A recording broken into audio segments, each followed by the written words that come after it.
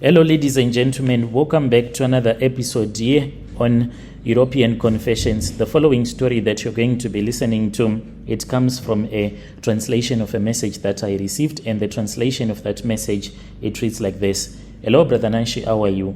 Can you please post my own story as anonymous? Brother Nanshi, my story, it goes on like this. I am staying here in Johannesburg, but most of the people here, they know me, not his real name, as Thabo, and I have been living a lie for more than 15 to 16 years now. Ever since I came to South Africa, there were other South Africans that knew me as a Zimbabwean. Then I moved out of that location because back in those days, what could save you was your accent. If you spoke like a South African, no one will ever get you deported. And I knew that if South Africans knew that I was from Zim, then I was going to get deported in no time. But that is not the real reason as to why I am making this confession. The real reason as to why I am making this confession, it is because I have been helping a wealthy Zimbabwean family that bought this other property at the place where I have been working, and they have been helping me with money each and every month. They give me money, and they told me that they have already put me in the database of their company, so I do receive the salary straight from their company. And now I am scared and I want people to help me. Is this not going to affect me at work? Because I have been working at this place for a very long time. Even my boss does not even know that I am from Zim. What saves me is my accent, my language. I speak several South African languages, but 3 of them I speak them fluently. And now I am scared because they make me to dispose of something that I consider to be so evil. And sometimes I find it very hard for me to fall fast asleep knowing that this is what I have been doing. So they give me a plastic bag.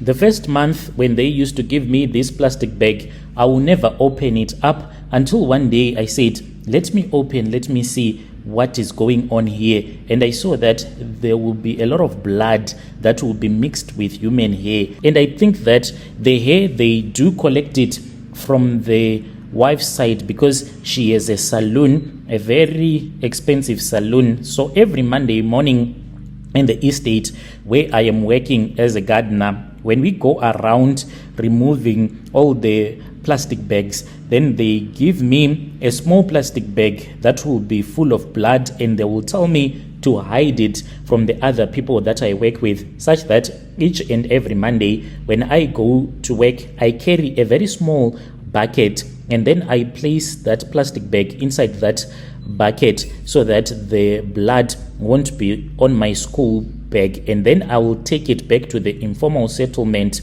where I dump it in the dumping area. I am staying currently in Diepsloot. So for each and every month, this is the amount that they are paying me. They do pay me 6,636 rands each and every month in cash, and I am scared because there are times when I find myself unable even to sleep at night, and I know that they are using these things for something that is really evil. But at the same time, I am scared to confront them. The reason as to why it is because I am getting all of this financial benefit, getting double pay. When I arrived in South Africa, I realized that Zimbabweans without papers, they struggle to get good jobs. I tried construction work, but the pay was too little. One day I heard someone saying that there was this other place where they were looking for someone who wanted to become a gardener. I went there, and because of my accent, I was unable to get a job because I lied to be a South African, and they said, oh no, that is very wrong, you are lying to us, where is your ID or a passport?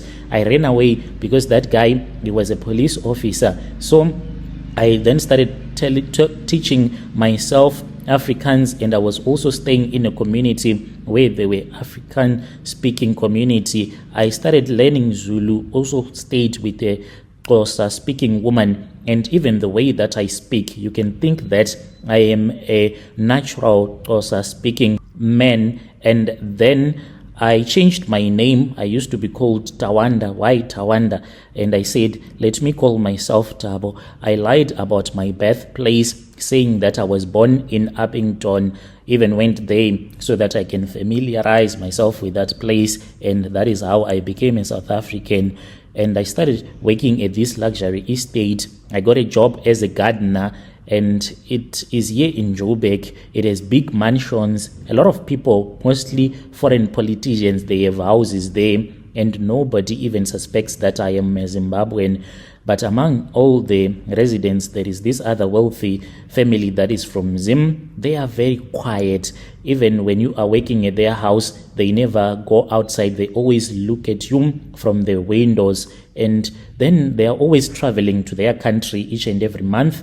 And then they told me that they wanted me. It was one Monday morning when the husband approached me. I was even shocked because they are always avoiding people. So he came to me, and I saw that he had a small black plastic bag that was dripping with blood. And he was like, Thabo, take this and dump it in your area. And I hesitated because all of a sudden he knew where I stayed. I had never told anyone, even him, that I was staying in Diepsloot. No one knew, because usually in the estate, people, they just mind their own business. I asked him what is inside, and then he told me that it is just waste. Do not worry, we will pay you really well. He handed me an envelope that was full of cash. Inside there was 6,636, and I did not even ask any questions. So now I am thinking that maybe because of these things that I am throwing, that is why maybe the crime is so high. Maybe there is something that is wrong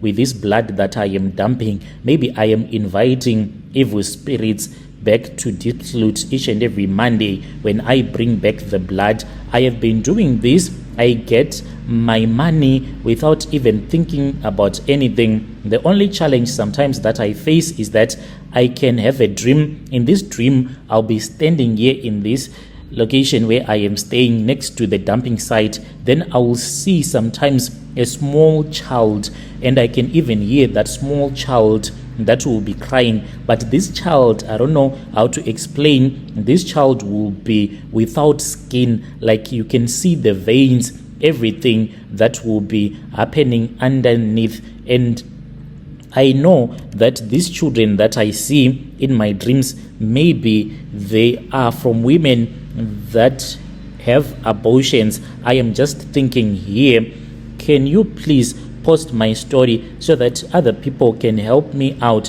What am I supposed to do in this kind of a situation? I'm really scared, and I do not want to stop because these people, they give me money. I have been watching them very closely, like the way that they are so rich. They don't go anywhere unless if they are going to their country, unless the woman is going to her salon, and she does not do anything at the salon. She just opened the business, I don't know, maybe to gather the hair that I always see mixed with blood. And why do they always wear red and black? They do this always. I want you to help me out. Why is it that they give me the same money that they have been giving to me, 6,636? What is the meaning of that money? I do not even know. When you post my story, please tell me. I'll be following through in the comment section.